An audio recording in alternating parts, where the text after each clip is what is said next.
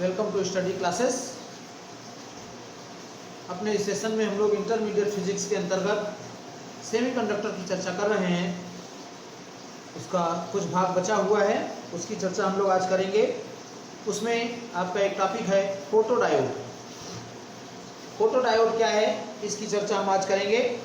यह एक ऐसी युक्ति है जो प्रकाशीय संकेतों के संसूचन में प्रयुक्त की जाती है, यानी ऑप्टिकल सिग्नल जो हैं, ऑप्टिकल सिग्नल के संसूचन में, उनके डिटेक्शन में इसका प्रयोग किया जाता है। फोटोडायोड कहलाता है। यह एक प्रकाश संवेदनशील अर्धचालक से बनी पीएन संधि होती है, पीएन जंक्शन होती है, जो प्रकाश संवेदित अर्धचालक से बनी होती है। यानी फोटो सेंसिटिविटी जिसकी होनी चाहिए, जिस पर प्रकाश पड़े तो उसका संसूचन उसके द्वारा किया जा सके, ये फोटोडायोड कहलाता है। एक इसकी विशेषता है कि ये पश्च दिशिक होती है, माने रिवर्स व्यास पर लगी होती है। कुछ इस तरीके से हम इसका एक परिपथ डायग्राम बना सकते हैं। ये आपका P हो गया, आपको हम बता चुके हैं कि P को इस तरीके से लिखते हैं, ये N हो गया, और पश्च दिशिक में जुड़ी होती है, माने N को पॉजिटिव से और P को निगेटिव से जोड़ देते हैं। इस तरीके से ये हमारा फोटोडायोड हो जाता है। एक रेजिस्टेंस यहाँ लगा होता है R, और प्रकाश का संसूचन ये बताता है, यानी प्रकाश अगर इस पर पड़ रहा है तो प्रकाश लाइट की सेंसिटिविटी को ये प्रदर्शित करता है, सेंसिटिविटी को ये बताता है, प्रकाश की संवेदना को दर्शाता है। तो इस तरीके से फोटोडायोड जो है वो एक तरीके से पश्च दिशिक पर एक ऐसा पीएन संधि डायोड है जो प्रकाश संवेदना को बताता है। यानी पीएन संधि डायोड जो फोटोडायोड कहलाता है, उस पर अगर प्रकाश आपतित कराया जाए तो प्रकाश के प्रभाव को दर्शाएगा, प्रकाश की सेंसिटिविटी को या फोटो की सेंसिटिविटी को, या हम कह सकते हैं कि प्रकाश की संवेदना को प्रदर्शित करेगा, प्रकाश संवेदित होता है। इसका निर्माण करने के लिए पीएन संधि, जिसका पी क्षेत्र काफी पतला और पारदर्शी होता है, को एक कांच या प्लास्टिक के आवरण में रख देते हैं। संधि के ऊपरी भाग पर प्रकाश सरलता से पहुंचे, इसलिए ऐसा करते हैं कि कांच या प्लास्टिक के आवरण में इसको रखते हैं, ताकि प्रकाश ऊपरी आवरण पर आसानी से पहुंच सके। आवरण में प्रयुक्त प्लास्टिक के शेष भाग पर कालिख लगा दी जाती है या काला पेंट कर दिया जाता है। कभी कभी इस भाग को, यानी शेष भाग को, धातु की चादर से भी ढक दिया जाता है। यह संपूर्ण सिस्टम जो है, यूनिट है, 2 से 3 मिलीमीटर के कोटि की होती है, माने इसका जो आकार है वो 2-3 मिलीमीटर के कोटि का होता है। तो इस तरीके से पीएन संधि डायोड जब फोटोडायोड के रूप में काम करता है तो इसको हम रिवर्स व्यास पर रखते हैं, पश्च दिशिक रखते हैं। संधि के दोनों ओर के अल्पसंख्यक वाहक संधि को पार करते हैं, जिससे एक संतृप्त किंतु बहुत अल्प धारा, बहुत सूक्ष्म धारा बहती है, जिसकी दिशा N से P की होती है। इस धारा को अदीप्त धारा यानी डार्क करंट भी कहते हैं।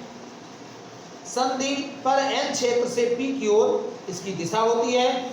यदि इसी समय पीएन संधि पर हम कोई इतनी ऊर्जा का प्रकाश डालें जिसका परिमाण संधि के फॉरबिडन एनर्जी गैप यानी निषिद्ध ऊर्जा अंतराल से अधिक है, तो अगर आपतित प्रकाश की ऊर्जा फॉरबिडन एनर्जी गैप से अधिक है, hν is greater than Eg, अगर इस ऊर्जा का प्रकाश डाला जाए तो पीएन संधि पर आपतित फोटॉन अर्धचालक पदार्थ के सहसंयोजक बंध यानी कोवैलेंट बॉन्ड को तोड़कर इलेक्ट्रॉन कोटर युग्म उत्पन्न करने में सक्षम हो जाएंगे, और संधि के समीप अल्पसंख्यक वाहकों का घनत्व बढ़ जाने के कारण संधि के पश्च दिशिक यानी रिवर्स व्यास होने के फलस्वरूप भी जब ये वाहक संधि को पार करेंगे तो संधि पर रिवर्स व्यास के कारण उत्पन्न होने वाली जो सूक्ष्म धारा थी उसकी प्रबलता को बढ़ा देंगे और हमको अपेक्षाकृत प्रबल धारा प्राप्त होगी। तो इस तरीके से सूक्ष्म धारा की प्रबलता को बढ़ा देते हैं और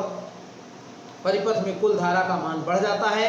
इसी धारा को फोटो करंट या प्रकाश धारा या फोटो कंडक्टिव करंट भी कह सकते हैं। यह आपतित प्रकाश के फ्लक्स के साथ लगभग समान अनुपात में बढ़ती है। फोटोडायोड की संधि को प्रदीप्त करने के पश्चात संधि पर पहले से ही उपलब्ध संतृप्त धारा के मान में परिवर्तन को ज्ञात करके संधि पर आपतित प्रकाश की गणना, आपतित प्रकाश की तीव्रता की गणना की जा सकती है। और इस प्रकार से जो फोटोडायोड होता है वो एक संसूचक की भांति, प्रकाश संसूचक की भांति काम करता है।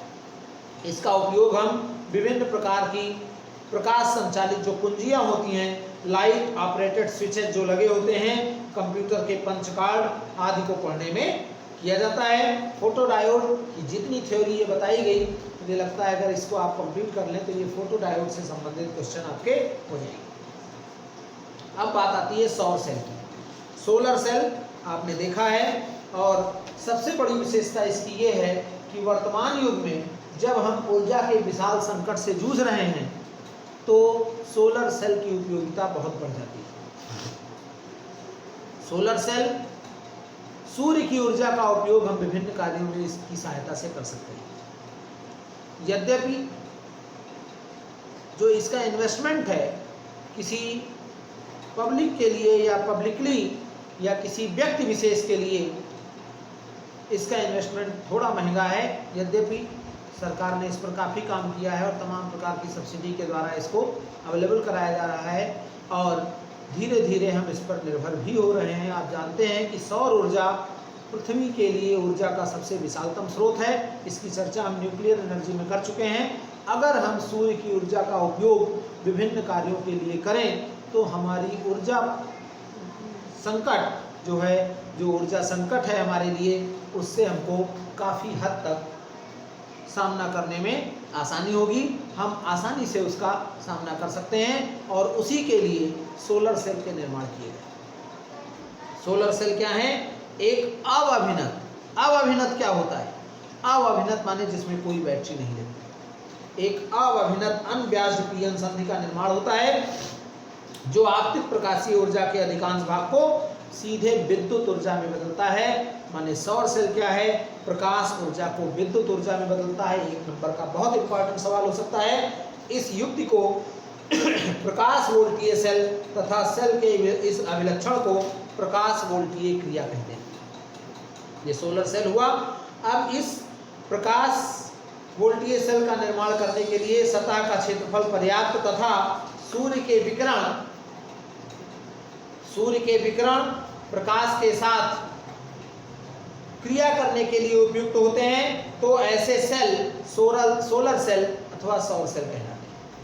इस तरीके से ये एक अनब्याज्ड पीएन संधि होती है, अवभिनत पीएन संधि होती है, जो सामान्यतया सिलिकॉन से बनाई जाती है। सेल के निर्माण के लिए सिलिकॉन का उपयोग इसलिए करते हैं क्योंकि दृश्य प्रकाश यानी सौर विकिरण जो हमारा है, दृश्य प्रकाश जो है, विजुअल रेडिएशन है, उसकी अधिकतम ऊर्जा 1.5 इलेक्ट्रॉन वोल्ट होती है, जबकि सिलिकॉन के लिए forbidden energy gap 1.2 electron volt होता है। तो सिलिकॉन के निषिद्ध ऊर्जा अंतराल से अधिक होने के कारण सिलिकॉन क्रिस्टल के अवक्षय क्षेत्र के कोवैलेंट बॉन्ड को तोड़कर इलेक्ट्रॉन कोटर युग्म आसानी से उत्पन्न हो जाते हैं, और इसकी सहायता से हम सोलर सेल का निर्माण कर सकते हैं। किंतु वर्तमान परिदृश्य में इसके स्थान पर गैलियम आर्सेनाइड, जिसके लिए फॉरबिडन एनर्जी गैप जो है वो 1.53 इलेक्ट्रॉन वोल्ट होता है, इसको अधिक प्राथमिकता दी जाती है, क्योंकि अर्धचालकों की फोटॉन अवशोषण क्षमता अथवा अवशोषण गुणांक पर भी निर्भर करता है सोलर सेल का कार्य।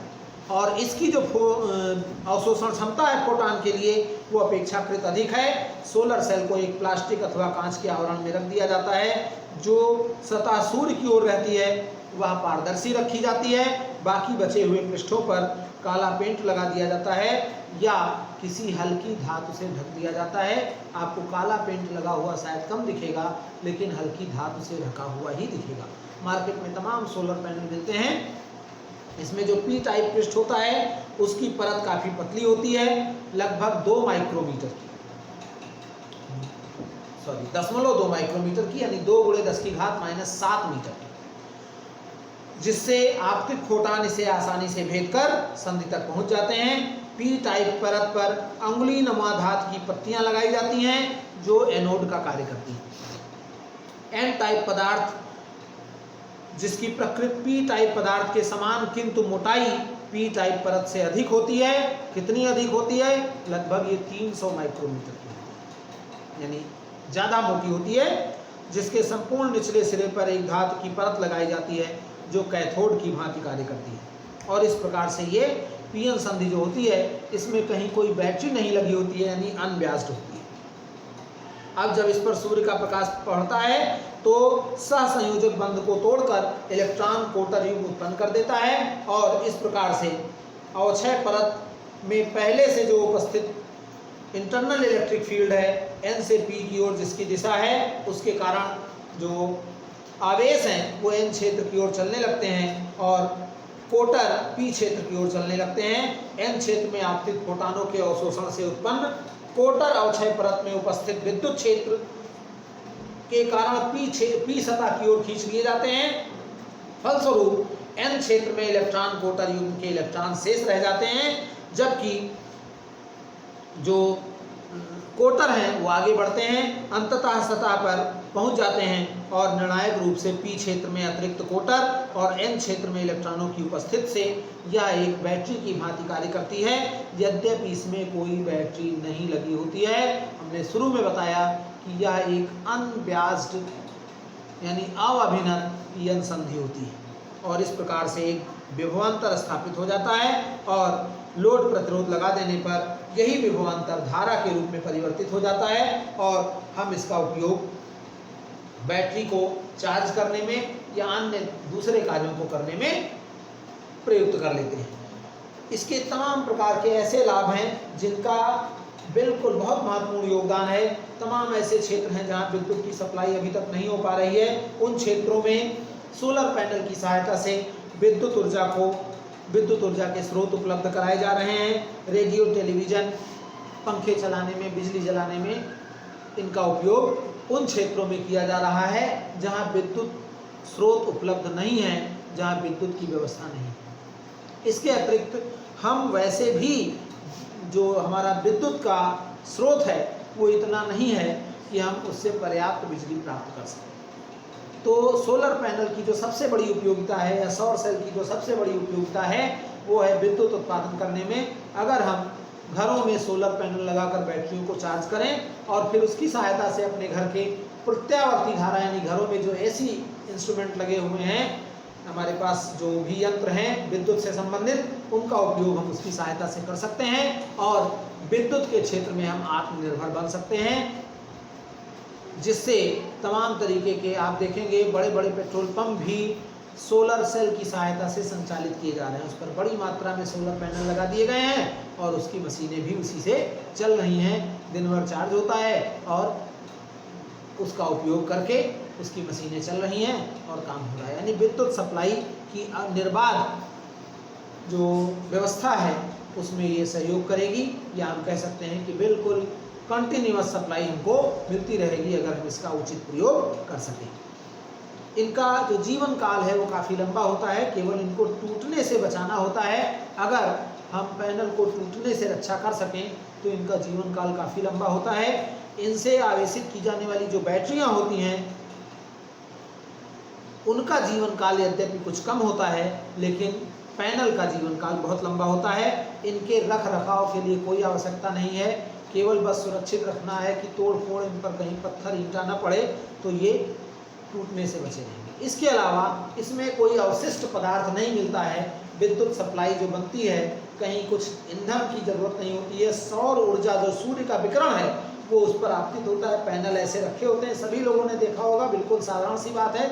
अधिकांश लोगों के पास सोलर पैनल हैं, तो इसमें कहीं कोई अवशिष्ट पदार्थ नहीं निकलता है जो हमारे वातावरण के लिए हानिकारक हो। यानी ये पूर्ण रूप से इको फ्रेंडली होते हैं, वातावरण के लिए प्रदूषण से मुक्त होते हैं। तो सोलर पैनल बहुत आवश्यक हैं। सौर सेल के बारे में आप अपने मन से लिख सकते हैं। कुछ टेक्निकल पॉइंट हैं जो आपको याद रखने चाहिए कि ये अनब्यास्ड होता है, माने इसमें कोई बैटरी नहीं लगी होती है। ये प्रायः ऐसे अर्धचालक पदार्थों से निर्मित होते हैं जो सामान्यतः हम सिलिकॉन कह सकते हैं, या गैलियम आर्सेनाइड का प्रयोग किया जाता है। गैलियम आर्सेनाइड की अवशोषण क्षमता प्रोटॉन के संबंध में सिलिकॉन से अधिक है, इसलिए उसका उपयोग कर सकते हैं। तो ये बात हुई सौर सेल की और फोटोडायोड की। और इसके बाद जो रेस्ट पार्ट है उसकी चर्चा हम अपने अगले सेशन में करेंगे। हमारे चैनल पर बने रहिए। अगर आप हमारे चैनल पर नए हैं तो channel study classes bye Ajay Mehrotra को सब्सक्राइब करके बेल आइकन को प्रेस कर लीजिए, जिससे इस पर आने वाले वीडियो के नोटिफिकेशन आपको मिलते रहें और आप इनका बेहतर लाभ लेकर अपना सिलेबस अच्छे से तैयार कर सकें। धन्यवाद। वीडियो को लाइक और शेयर करना ना भूलें।